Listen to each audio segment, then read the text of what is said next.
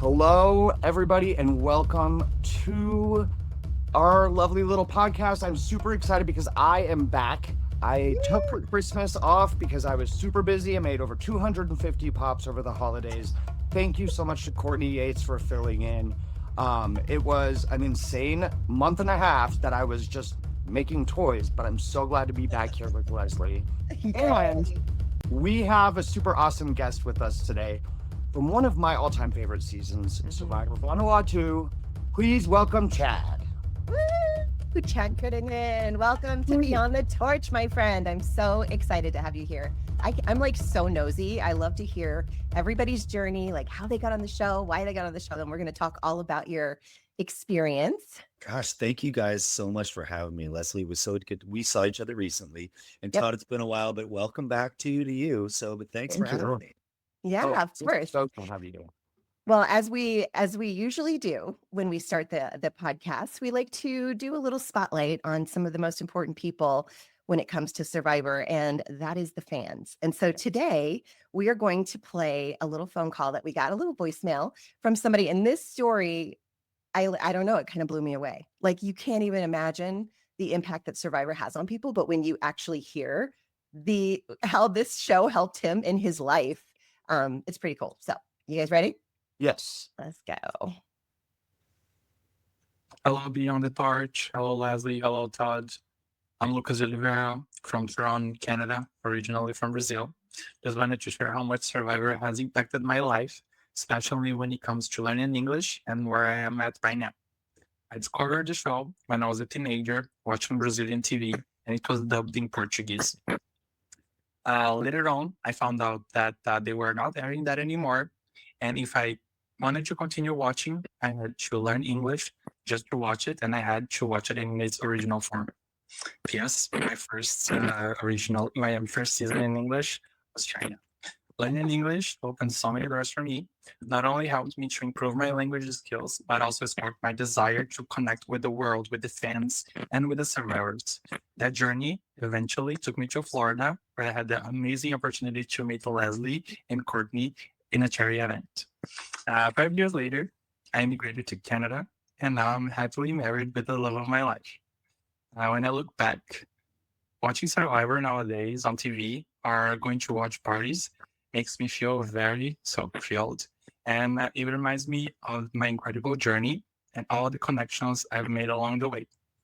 Thank you for being part of that journey. How amazing is that? He learned English, Todd. Chad learned English from Survivor. That's pretty incredible. Wow. I have heard of one person learning English from watching Friends, but that doesn't compare to Survivor, though. I know. He's got a lot of backstabby language in his forte, I would assume. I'm excited that, when you think about it, we get calls all the time from people who they talk about how their families get together, or they start doing the orgs, and they've had met people, even spouses, through Survivor. But to hear that somebody literally learned English through it is pretty cool. I grew up in Japan, and so I remember watching Japanese TV to learn Japanese, and it's hard. So I'm impressed that he figured this out. So way to go. Thank you for calling and letting us know. And it's like, if you're watching a TV show, you have to follow so closely. So my wife and I are Spanish speakers. We're as our second language. We learned it, I learned it in middle school, high school, and then traveled and did it in college.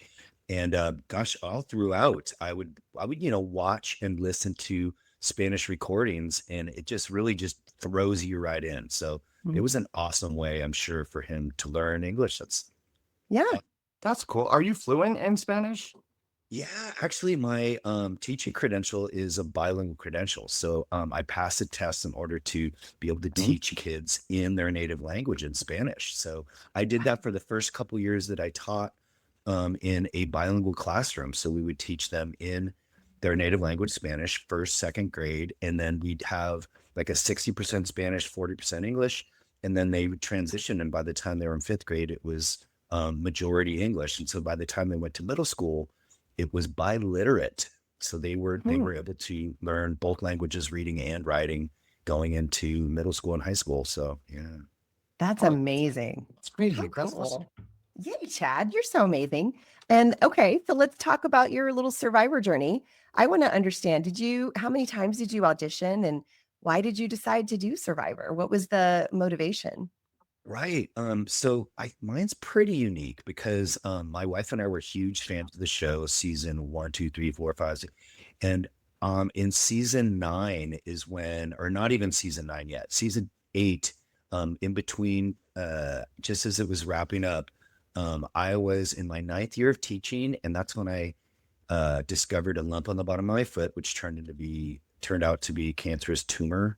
And then I had my foot removed to save my life during my ninth year of teaching. This is super fast forward.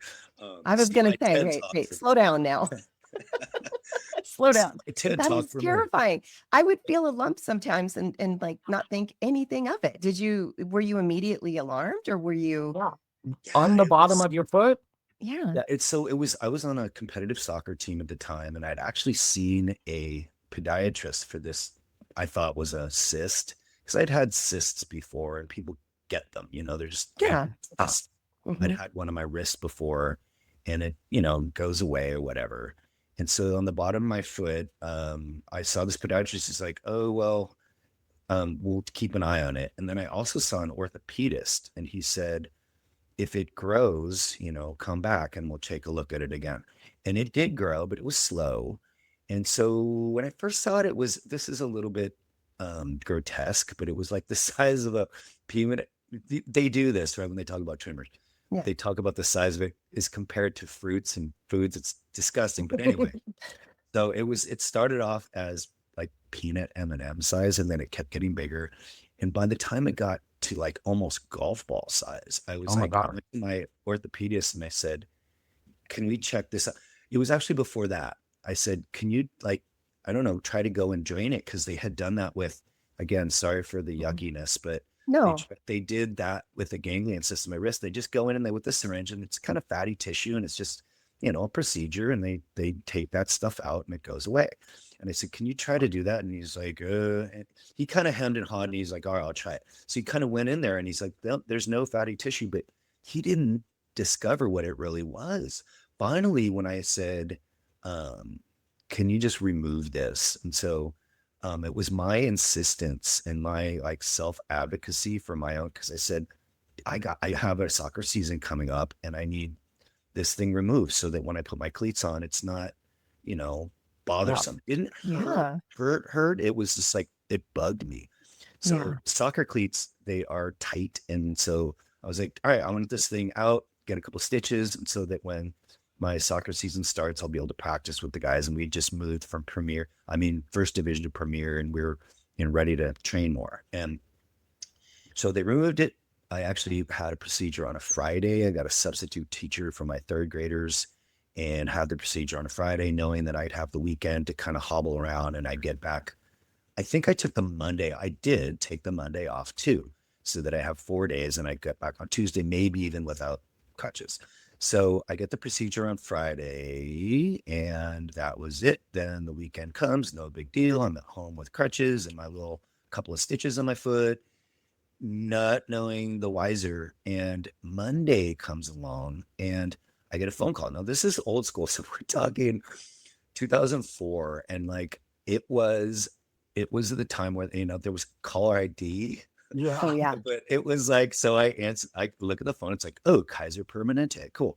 I answer the phone. He goes, hi, Mr. Crittenden. And I could tell it was Dr. Ford. And he's my podiatrist because I knew it was him because he has a British accent. Mhm. And I could recreate it with the British accent, but I'm not going to do that, even though it's amazing. No.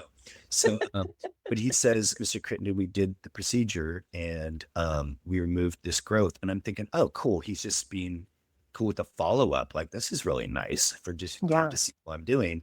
But he said that we removed this growth and it turned out to be a cancerous tumor. He said it was encapsulated. We thought it was, it was a growth, but it was encapsulated. We could tell immediately that it was a tumor, and we sent it to pathology. And you have a form of cancer called synovial sarcoma. He said, come on in immediately. You have to come to the hospital. I got my wife out of school. She was at class on a broke through to her classroom and said, she's a teacher also, said, you got to come to, I forget exactly what I said, but it was serious enough that we went in, my wife and I, and met with the podiatrist and the surgeon that actually performed the surgery. He and took out that tumor. He happened to be a musculoskeletal oncologist also, in addition to being a in addition to being an orthopedist. So he was the man. He was a very talented, anyway, he had really amazing bedside manner, if you will. Like, he talked to me about what this is and how we're going to sort of combat this. And I had two options. One was to remove all the areas around where the tumor was. So it's kind of like the margins are just around where the tumor could be like spreading cancer cells. And so they can remove a pretty good amount of that, but that means like most of the foot would be removed. That's called a wide excision. And he said, in that case, I wouldn't be able to run. I certainly would have a permanent limp for the rest of my life with a partial foot. There's not really any prostheses that fit partial feet. It's not designed for that. Or the other alternative is what I started to call the unspeakable, was the amputation. And it would go mid shin, and I'll like, here's my foot. This is right down like knee, shin, and that would be where they would cut it. And like, I would have a prosthetic foot. And the first thing that came to my mind was my soccer career. I was going to say, yeah. Never be able to play soccer again. And it's like, that wasn't obviously the highest thing on the list. The number one was you could die. Like, that was the biggest thing. Like, that it's a pretty gnarly form of cancer. What I skipped a part where when I first learned this about this cancer called synovial sarcoma, I Googled it. And when I went online and Googled synovial sarcoma, I just clicked on the first thing that came up, and it turned out to be a medical research site, and it showed like a graph, and on one axis was time, and the other axis was deaths, and it sort of went straight up. Like, the longer you have it, the more chance you're going to die. It was a very deadly form of cancer, and there wasn't a lot of treatments. Very rare form of cancers. There wasn't chemo available, or they could give you chemo, but it didn't necessarily work. They don't know one way or the other because there's just so few cases of it. So I, when given these options from the doctor, I went home and did my own research, deciding on whether to get this amputation or not.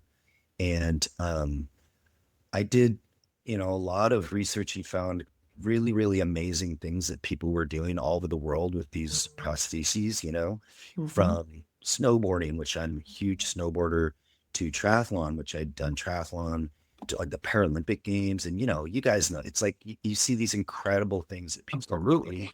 Yeah. You had to think on it real quick and make a choice. And I think, obviously, look at you now. Yeah.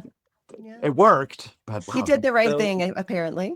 It did work. And so the recovery was brutal. And by the way, after Survivor, I did motivational speaking all over the country and I did some abroad as well. So what I'm telling you now is the super like 2 times quick version of We have a lot more to cover too. So I get it. So I'm just doing it really quick. So do you have anything on, I'm just curious, maybe we could leave a link. Do you have like where you've talked about this at length that we could maybe link it to your show notes? Yeah. So I have 2 things on YouTube. One is a TED Talk, and I did TED Talk San Diego State. Okay. But my favorite one is, and I have other stuff too, but my favorite one is called the Positive Thinking Seminar. And it was in Abu Dhabi. And I was invited over by the royal family of Abu Dhabi to give a talk. That's the coolest thing I've ever heard. There's an actually longer story of my friend Amy Purdy, who was on Dancing with the Stars, and she's a Paralympic athlete, and she was going on Amazing Race, and I was basically mentoring her about speaking at the time.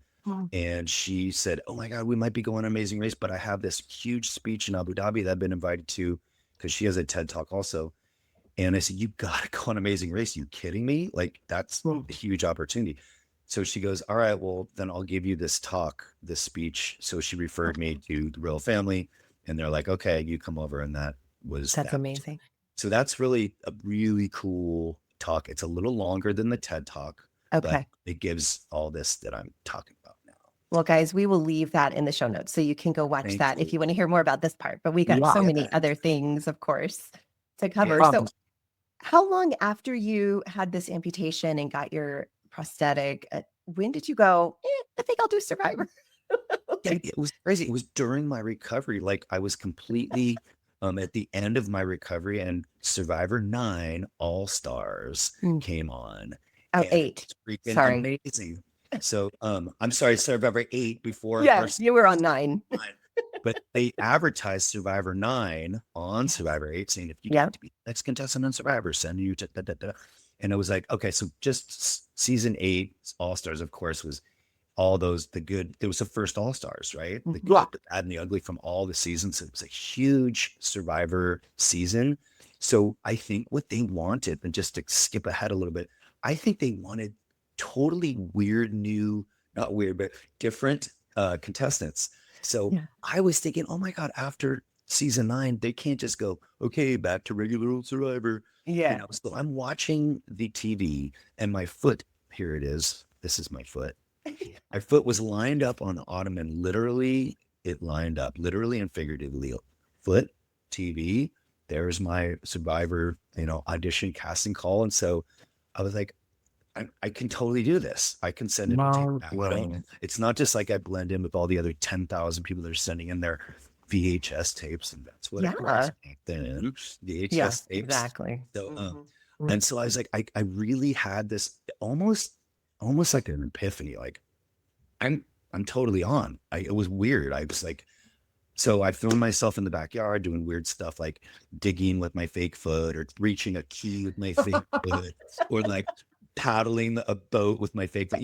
Jeff loved it. He apparently thought it was hilarious. And so I had whatever it took. And then I think the main thing that got my foot in the door, as they say, so was the fake foot. I knew that was it. And Mark Burnett was just the brilliant, as Storyteller, visionary to say, dude, you don't come on with shorts, you're coming on with pants, and you're going to reveal it. And I'm like, oh yeah, that's cool. And then immediately I thought, well, gosh, that's preconceived notions thing. You go in before, how are they treating before and after? Then you reveal, and like how, see if they revert back to the preconceived notions. And it became something that was what I felt like that was what was meant to be. Wow. Wow. Well, it totally was. I remember seeing that and thinking, I don't know how he's going to do this. How is he going to pull this off? And you totally nailed it. I mean, you did such a great job. You couldn't even tell until when you said something. I was like, what? This guy has been doing everything that they're doing. Like I didn't even see a limp. You know what I mean? Like I couldn't believe how you adapted out there. What you see to me is that it was literally one season. Yeah. Like you were watching All Stars and then you were on the next 9 season during your recovery. That's crazy. Yeah. It was, I mean, there's something to be said about being young and like, healthy and vigorous and resilient. But I had shown myself after that surgery, that first summer after my surgery of teaching. So summertime, I signed up for this very quick sprint triathlon, and I did it and just kind of proved to myself that I could do stuff. And that's kind of when I knew that if I could do that, then I could, get back into other athletics and even Survivor. So yeah, I was really stoked to be able to go on there and not have anyone know until I revealed. There were a couple dudes, and that was the dudes because it was the men, the Lepevi tribe, that I'm sure knew, but they were being really, holding cards close to the vest because, of strategy. So they're not going to like say anything to me or someone else because they're like, well, I don't know how to deal with this. I know they kind of knew, but when I revealed it, then everyone knew. So I thought it was so funny how Brody was like, this guy's totally going to win. We're screwed. Like as soon as he found out, he was like, oh man. And I'm thinking, this is this tough FBI agent. You know what I mean? And he was like freaked out about you. I thought that was so great. I remember that little interview with him. It's like, of course, I didn't see it until the season aired, what he said, but I was like, I'll take it. Yeah. I mean, what a compliment. That's great. Well, okay, so did it change after you said something? Did they treat you different, or did you sense anything? Yeah. So interestingly, right away, their reactions, what you see on camera and what I was experiencing at the time in real time was support. And, oh my God, that's so awesome, dude. Wow, it's amazing. And you're inspirational and all this. But of course, I'm looking around thinking, this is Survivor. I don't know what they're really thinking. Mm. Like, this is what they're Right. saying, and this is what they're, outwardly projecting. But like, what are they going to start thinking into their minds? What are they going to be saying to each other? And, and it really did come to that, basically down to that idea of preconceived notions. Are they going to go with what they've seen me do, what they've seen me building camp, helping with all these other things and being physical with them? Or are they going to revert back to their preconceived notions of, oh my God, he's got a freaking fake leg. How can he possibly do what we're capable of doing as able-bodied people, So Yeah. those were the two. Yeah, how's it be really cool though to be the person, like a huge spokesperson, basically, for saying like I'm not really any different than anybody else. Like I can do, I mean, because that was still when Survivor had 15, 16 million viewers a week, Yeah. Yeah. Right. And if not more. there's a huge number. And at the beginning it was like 20 million or whatever. It was insane. insane. But yeah, so I became, afterward, like the de facto like spokesperson for all those with disabilities. And I was fine with it because I was perfectly happy to represent, Oh, of Yeah. course. Yeah. I mean, give people hope too, especially people with a Absolutely. recent diagnosis who have to go through something like that, to see what you've done in spite of it. And you kicked its ass and then you kept going. You know what I mean? Like, I love it. It's Yeah, I was really incredible. super privileged to be able to do that. And it's not just cancer, but then with the more obvious, losing the foot and having a disability. But it was interesting how it played out after that. That was how the preconceived notions thing went. And that's what the producers and the casting had intended, is for me to go on and be the inspirational guy. Yeah. But you know what? Hey, why not? I think it's great. Yeah. I have a question that's just now completely related to when you got to Vanuatu, because I've been curious about this for a long time. So, okay, you get cast, you're excited, you're about to go play Survivor. When you were told it was Vanuatu, did you have any idea where Vanuatu was? No. Oh my gosh. And so I really feel like I was somewhat of a student of geography, world geography. My major was international relations, and I knew where countries were, basically. All the millions and millions of little islands in the South Pacific, though, as you guys know, there's all these little countries scattered all throughout. So that was one I had not heard of. Formerly New Hebrides. I guess I'd sort of known about that, but like, no, I had to look it up immediately when they said the next season, you're watching season 9, you're going to be on the next season of Survivor. They would announce it to the world first. It wasn't even on the internet first. It was on that final episode. Yes. Like, boom, I went right to the computer. I'm like, where's Vanuatu? And just immediately just immersing myself in everything Vanuatu. So you filmed in the summer then, yeah? Yep. Okay. Yeah, it was very similar to China. Yeah, it was just happened because as a teacher, that's a big deal. So my casting happened to fall right on my spring break, and I took 2 weeks, extra week of spring break to do the casting. And my principal at my school had to sign the NDA, right? As you guys know, that's how it works. And then, my seasons filmed in the summer. It didn't matter anyway, because after that I was a leave of absence. But it was the summer. Yes. So when you got to Vanuatu, and like right away you guys show up and you do like some tribal ritual type stuff, right? Crazy. I've never seen anything like this on Survivor. I don't know, first and what only did you time. have to drink? Okay, Kava, right? those are two things. Okay, so the when we first were getting off of the big tall masted ship, which was so classic, Survivor, right? That's like original Survivor, right? And so there's all these little outrigger canoes cruising around with the native peoples, and then we're like, oh my God, there's Jeff, and Jeff's in one of the outriggers, and he comes up the rope ladder up to our boat and tells us that we're going to be getting off onto these outrigger canoes onto a beach where the Ni Vanuatu, which are the native peoples, are going to welcome us with a ceremony. And so they did. And it was incredible because this is one of the most remote and primitive existing tribes in the world. Like New Guinea has some deep in the heart of Africa. There's still in the Amazon also. Yeah. So Mhm. we, we're able to be part of this incredible ceremony.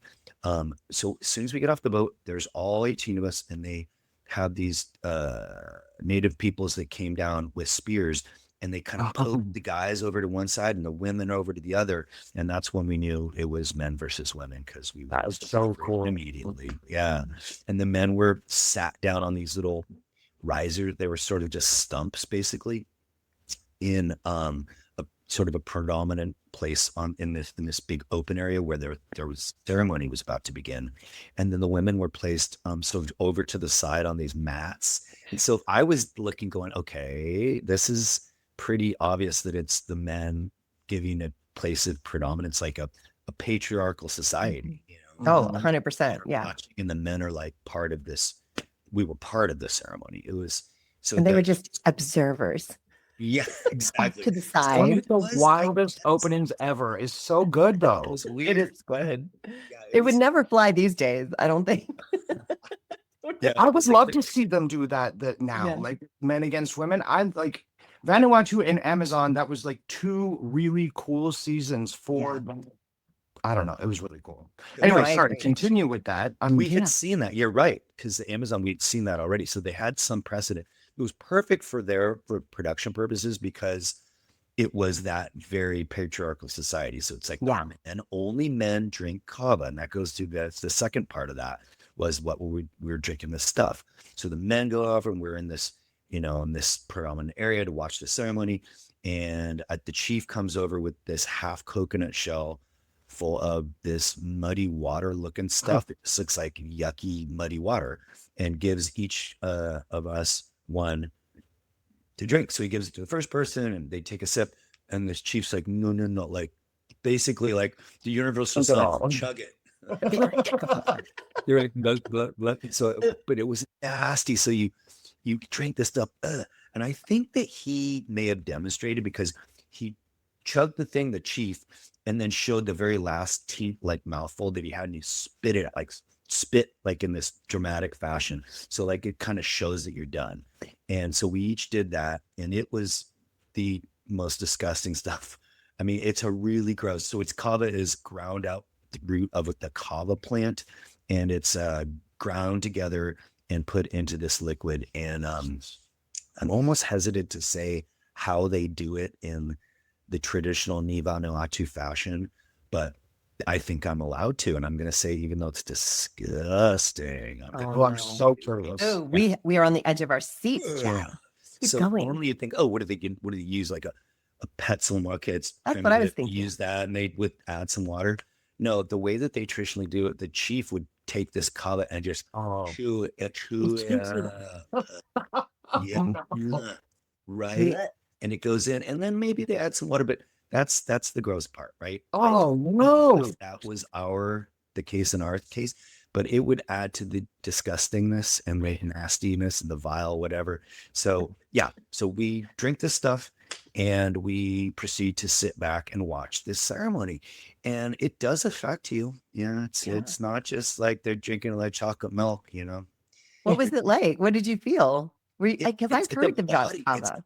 It's a trippy like body high, where you're just feeling like your muscles are in your you're just super relaxed. It's not really that much in your mind, like you're not tripping, you know what I'm saying? Like, Yeah. you're not, like hallucinating and acting, feeling weird, like paranoid or It's not like a psychosis or yeah, anything. none of the like psychological weirdness. It's mainly like just a body, like almost like a pharmaceutical that was like a muscle relaxant, it's just really, really chill, and just like feeling like you just want to hang out. But when you do, so I think traditionally in Vanuatu and all through Fiji and the South Pacific Islands, where kava is a big deal, it's just the men, they drink this stuff and they sit around and just chill and hang out. And then they climb a pole. And who's doing all the work? The women. I mean, they're not doing anything. They're just like sitting there and just whatever. So Wow. they just use it to relax and sit around. And so but I don't think there's a lot of getting up and doing stuff. So right after the ceremony though, we had to go find our beach. So Jeff says, men go that way into the jungle and find your beach, Lepevi. It's going to be way down there. Women go that way. That's how the game started. But it was so weird because we were sent directly into this rainy, dark jungle on At Cabo. night. So I gotta know, Chad, because it looks like as soon as he touched that thing on the top of the pole and took it off, it started pouring. Is that what really happened?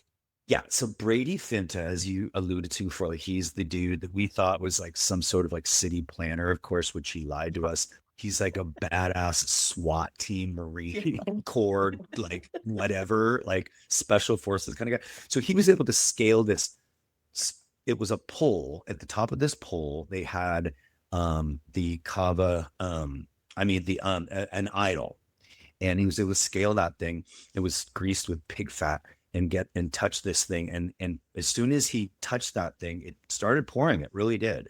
Oh, I thought was- they just made it look like that. That's No. crazy. It was so crazy because I tend to think of more, I'm on that end of the spectrum where things are meant to be, or like you see that and it means something, not like in a weird way, but like I've, been a bit more spiritual in that sense, I guess.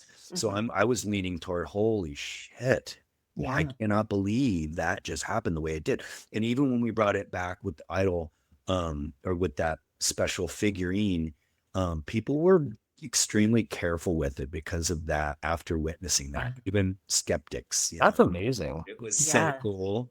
That's so really fun. cool. Do you know? Okay, so this is really, it's funny that you said that because this happens in multiple seasons. So like Mhm. Guatemala, they, on the very end, they had the Amazonian tribe come to them and they were the final four, and they did a sacrifice for the gods and left a chicken as an offering. Well, when the Amazonians left, they killed the chicken and ate it, and then it just started downpour raining. So it's like the same kind of thing. Like it's very, and so I agree with you where it's like, I don't know what it is out there or whatever, but don't piss off the gods. Yeah. Yeah. And You want to be on their good side. Mhm. it's just like, it's hard not to, imagine that's the case. And it seems especially like prevalent with outsiders. Yeah. Like think of, Yes. I don't know. It just, I feel like the native peoples are so careful and wary of that from the millennia of believing in that when there's outsiders, it's sort of riles things up and sort of makes things weirder, Yeah. Yeah. That's We don't so belong cool. there. What a fun season. So, okay, you made it, 10 episodes. Like you did a great job, even, with all the things I think in the beginning when they were wanting to get you out just because of your disability. So how did you do that? And what was there anything that you did on the season that you're like, that was hard. Like I can't believe I did that. Right. Right. So, it's so funny. You guys can relate to this too. And when people come to you and ask you, "Oh, you're on Survivor, right? How was that?" You're like, Yeah. How was that? Do you How have was that? an hour and a half? I'm not going to just, but what I usually say, which is, I just say it was very difficult, and they say, "So how was the experience?" I said, "Well, I'll tell you, the experience when you're there is not fun, and it's very difficult, and you're suffering." And, then I said, "Have you ever seen Survivor?" Like, "No, I never really," or I watched the first season. Then like, well, then you know what? Look it up. Yeah. Go watch it. It was hard. They just ask me like this a massive, massive amount of stuff that I have to say encapsulated in like a few sentences. Yeah, exactly. But I basically just go with how difficult the whole thing was, and then and how it's hard, how you're suffering, and how they don't give you things unless you win them at the challenge, and all that true stuff that you guys not only know but have talked to other contestants like me about.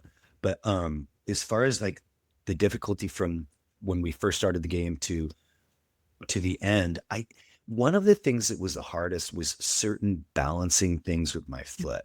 Now I could do the running, I could do the swimming, I could actually climb and do, but there was stuff that was like a really thin balance beam that if I'm on my left foot, my actual good foot, I can balance all day long. And but then because the muscles of your feet, they do the little contracting a little bit to balance. They just do the fine tuning.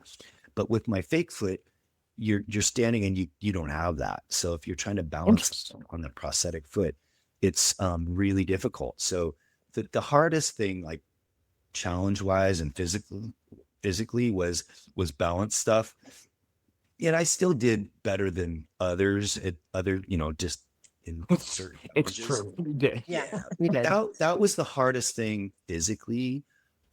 Mentally, I think I did pretty well compartmentalizing and like not getting too crazy about my family because, as everybody knows, different people on the show have different capacity for doing that. But I would sort of go off on my own and just have my little solitude. And I would allow myself one time in the morning when I first got up to just walk away by myself. And as you guys know, like, if you're just totally by yourself, there's not necessarily a camera. Right. There'll be a segment producer. I don't know if you guys remember Pete. Oh yeah, I remember Pete. Yeah. I'm terrible with names. Sort of curlyish blonde hair, looks like a model, those blue eyes, and like he was one of these dudes. He was a great producer. Anyway, he followed me out and he was interviewing me I don't know, just to see what I was doing out there by myself. And I remember talking to him about how that was my time to let my emotions sort of, get work themselves out. And I wouldn't just cry and bawl and stuff, but I would definitely like get wistful. And then I'd go back to camp and I would be game on, and that was definitely difficult. Other people, and it happens every season too, are completely outward about missing their family and crying at just regular random times. And sort of like, all right, I mean, that's how I feel called too, out but- right now, Chad. I feel very called out. No, cried the whole time. I It miss my also kids so much. depends. Like Leslie, they may have shown you doing, or like they may have showed people, but they don't always show. They just decide. And Yeah. Like, because I did what you did, Chad. I would wake up every morning, and because I'm not a morning person at all ever, and so like I would go and I would sit on my log in our kitchen, and it was like, don't talk to me for at least 30 minutes. Like, let me just be here for a minute. Yeah, the morning time getting up, I used to do that too. I'd get up early. We had some steps that led up to that we had made. I mean, they weren't like real steps, but I would sit on the top step and look over the lake. And that's when I would pray for every single person on my tribe. I would pray for my family. I would cry because I had to. They didn't show a lot of me crying because of my family, but they showed me, crying because that's what I do. It's my. You also got my up really anthem. early too, Leslie. Yeah, I did. I've always been that kind of person. Like I get up early to start my day. And it was a way to kind of, it was the only thing that felt familiar to me was doing that. So I'm glad I kept doing it because I think it did help me, find the strength for the 9 days that I was in. So that's I've become a morning person as I've gotten older. yeah. At that time, I was what they called it on our tribe was the fat five. We were like the guys that were a little bit older and fat. Like I was 33. I think, how was that possibly? You were not fat and old. Like, God, I wish. Yeah, but like we were the fat five. But I would wake up basically the crack of dawn because I wasn't sleeping anyway, and I would get up and do that same as you, Todd. Yeah. But certainly That's it was. awesome. I felt that same way, Leslie. It was like Yeah. I wanted to, just get that out, but they didn't.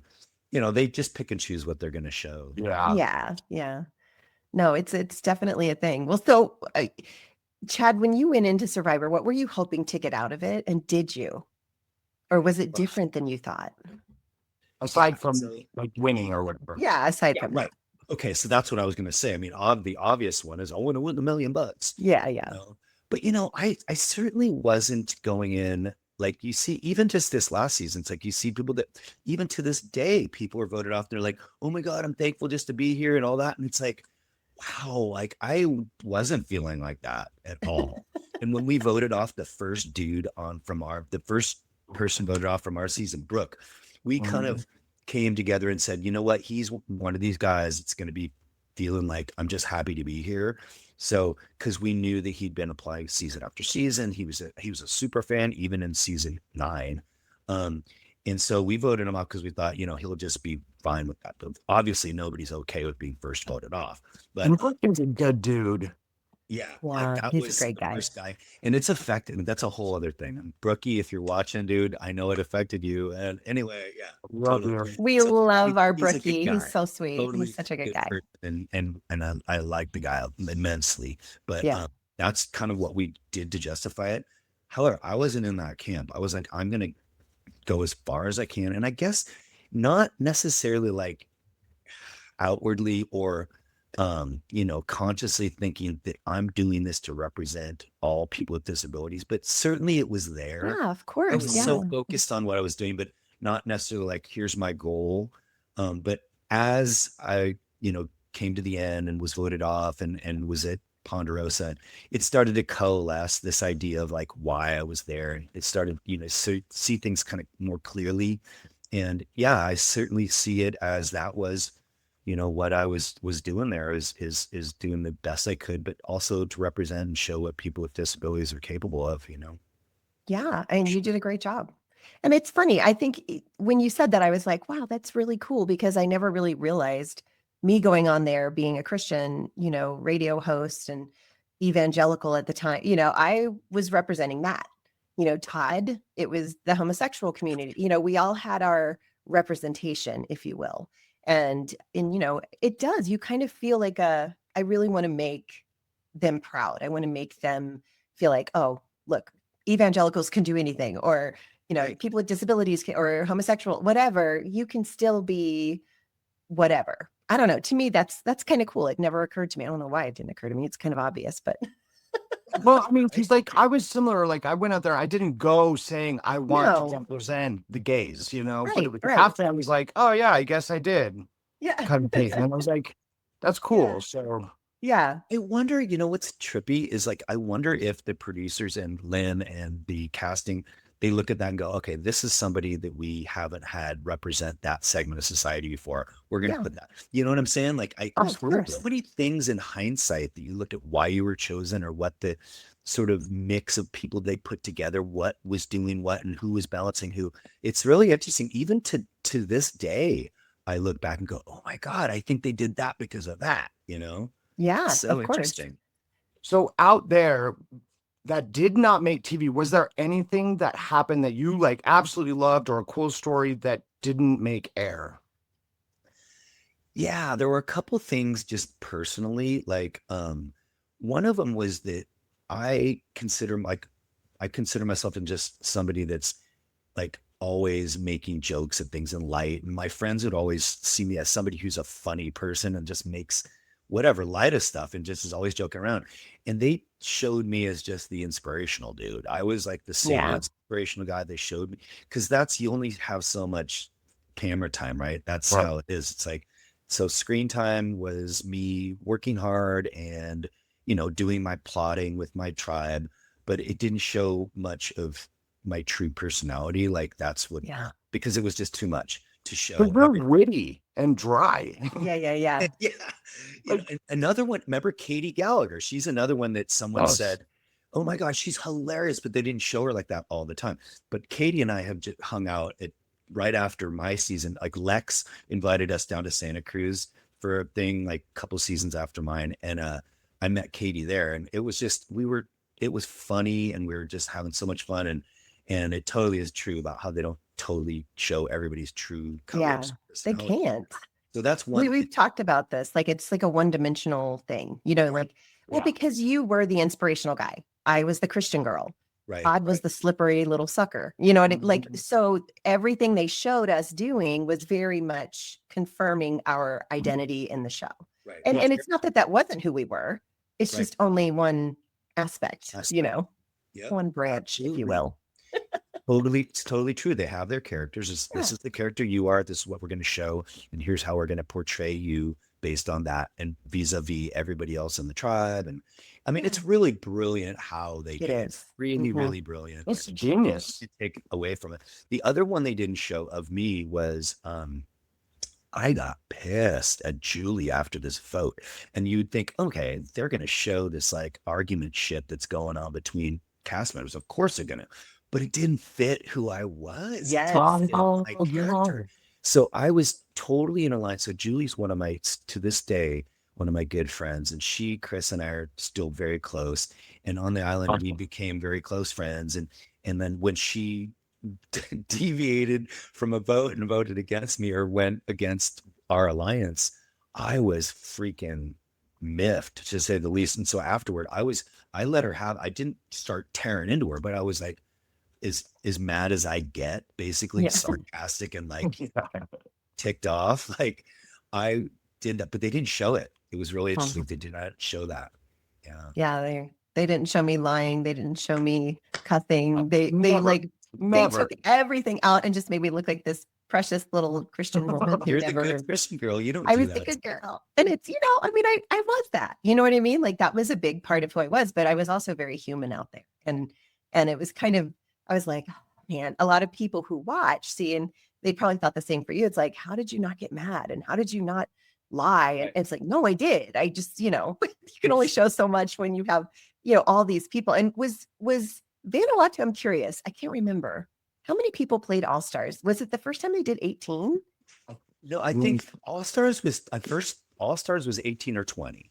Oh, was it? And then they went back to 18 for our season. Yeah, I was we like, only that had was a 16. lot. Yeah, The 16 original, right? Yeah, yeah. It was very, which is funny. Which is crazy because like we started with 16 and I see that, 50 is going to have 24 to start, which is outrageous. Right. But think about just even the seasons, the more recent seasons, it's like they have three tribes, and then they mix them up and it's three. It's like there's so many different like configurations. With 24, I can't figure out who's who. Wow. yeah, no, It's hard to really get to know the people when there's that many people. Like I feel that. And this past season, I don't know if you guys watched 49, but really interesting. But like several of the women had a name that began with S. They looked similar. I was like, I don't even know who I'm Savannah. I mean, it was ridiculous. Sophie. I was like, who is anybody? I don't know what's happening here. Two of them had the same name. And it was really hard for me to, form an opinion about anybody until well into the season, as people were totally. Even the final three, Sophie, Savannah, and Sage. That's just three, right? And then crazy. Yeah, it is that way. Yeah, but the thing is with 50, it's like we'll know everybody though. Yeah. I'm excited. If you've seen Survivor, then you'll already basically know them. So would you play again, Chad? Yeah. So I've, that's a common question we get. And it's like, yes, I totally would. And there's a long, I have to be careful how I put this, but like Julie and I were really good friends and, Julie and Jeff were together.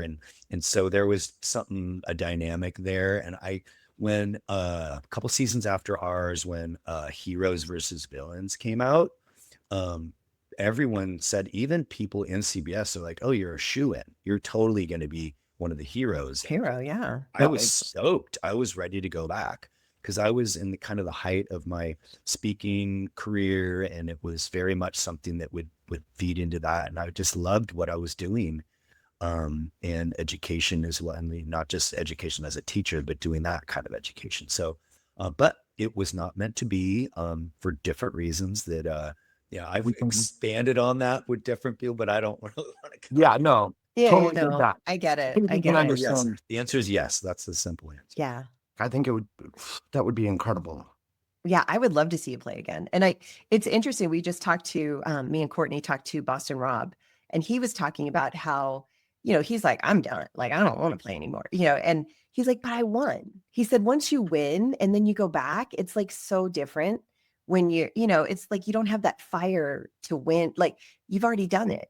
And he said it's really hard to get that excited again for something that you've already has done he has saturated because he's reality king of all time. Yeah, he definitely is. And Survivor, what, like 5 or 6 times? Like, come on. Yeah, it's crazy. So for him, it's like, all right, he's done, but he can just go do something else. A little hungry, yeah.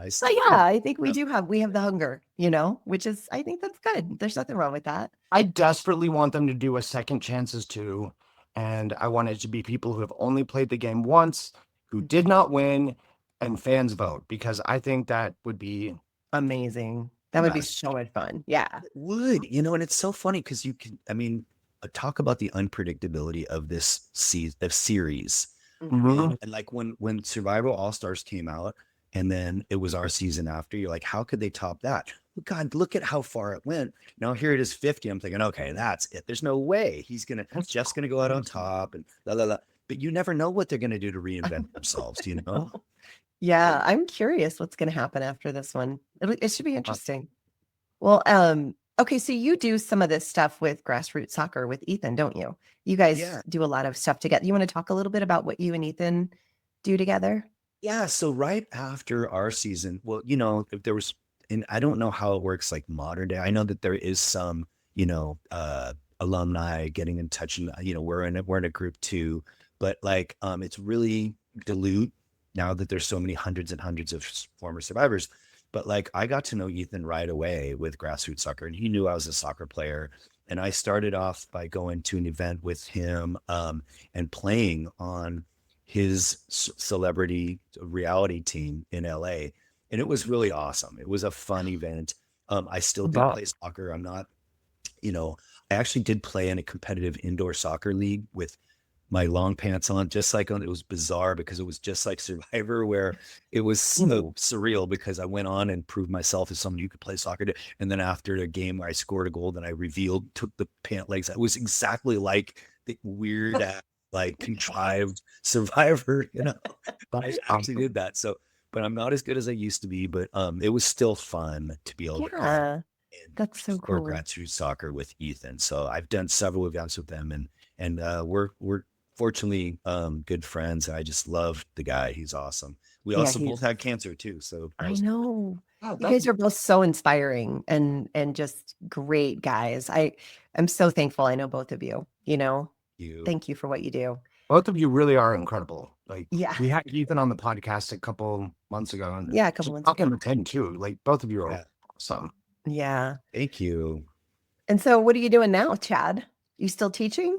Yeah, so I went back to teaching let's see, almost 10 years ago.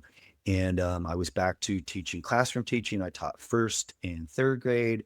And then COVID hit, and I started doing remote teaching, so you're doing everything in Zoom meetings and like we're doing now, this kind of thing. And during that time, I decided to get my PE credential. So now I am a physical education teacher. And so it kind of took it to the next level where, I guess it's sort of like Survivor, where I'm sort of demonstrating what I'm capable of and being a role model for those with disabilities. So the hundreds of kids I've seen so far that have had me as a PE teacher. So I teach all grade levels from first grade, sometimes kindergarten, to fifth grade. I have every single class, all kids at the school. And so they all know me as somebody that does all this stuff. And so now, I mean, the cool thing is for the rest of their lives, they're going to go about it being like, you know what? Someone who's got that is perfectly, normal, just like the rest of us. Yeah. Yeah. I think that's amazing. Yeah. Like, That is so cool. just instead of telling people, you're just showing, you're just doing. Yeah. Like, That's really cool. I love it. I really do. I'm so glad. And it's so good to talk to you. If there's anything else you want to share before you go, I definitely want to be respectful of your time. But if there's anything you want to talk about that maybe we haven't touched on. I think we've touched on certainly on Survivor. I just want to give a big thank you to all the fans out there that have given us, as you guys know, so much support.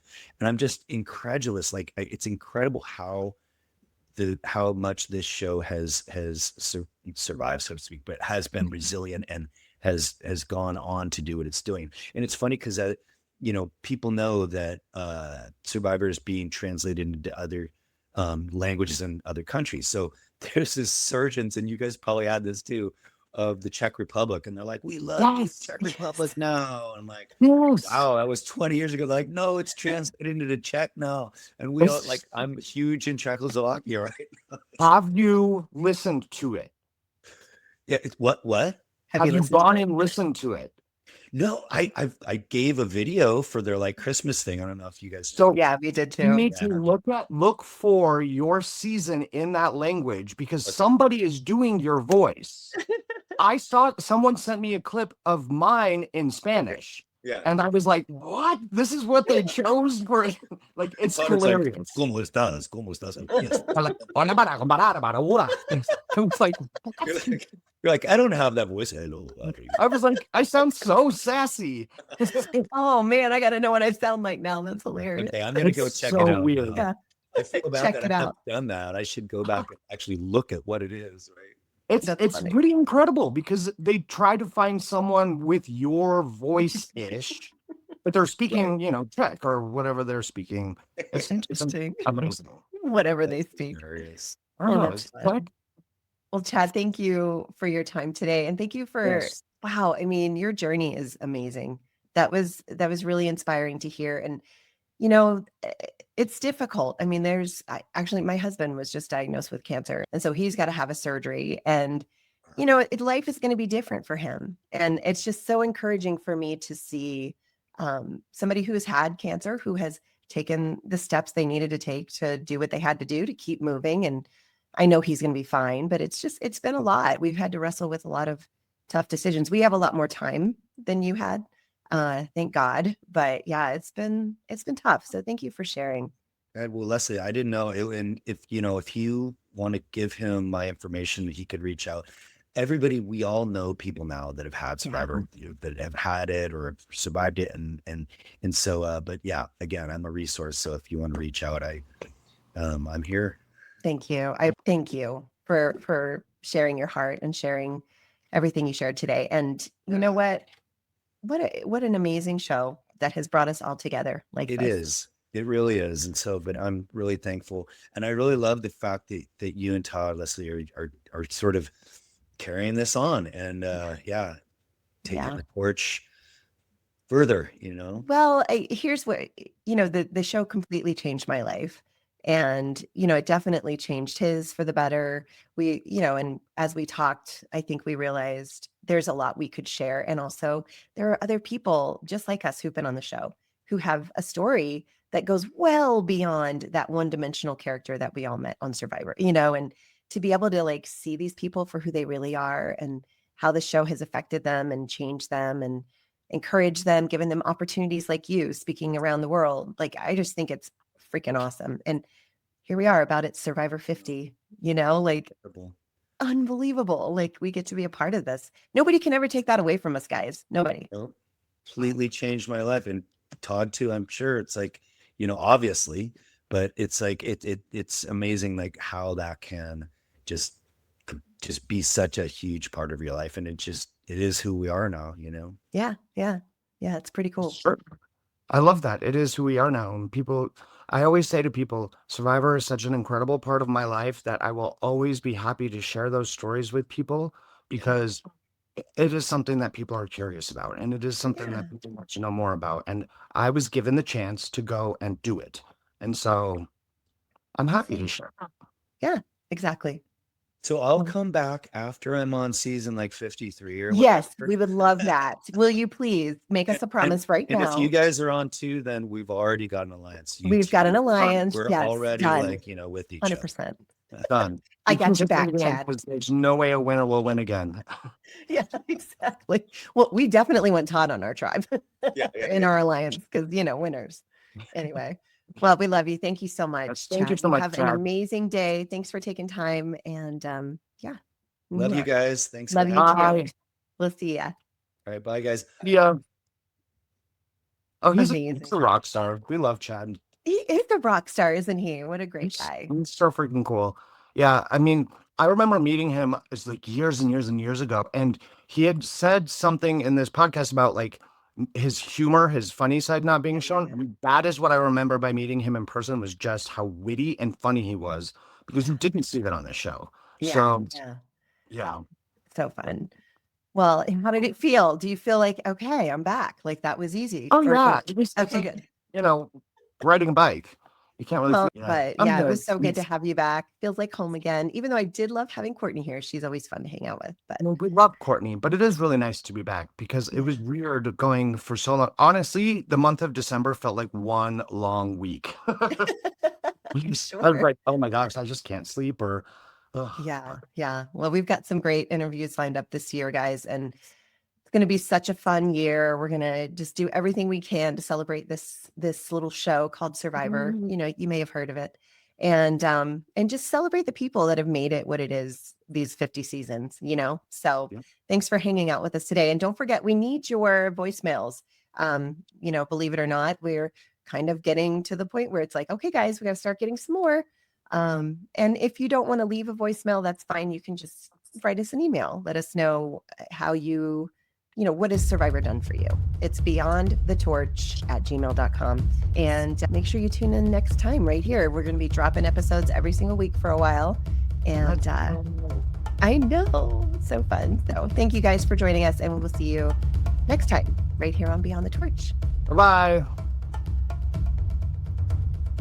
Thanks so much for hanging out with us today on Beyond the Torch. And before we go, I just want to let you know the story doesn't end when the episode does. Todd pours his creativity into Todd's Pop Shop, where he designs custom Funko Pops for fans who love Survivor and pop culture.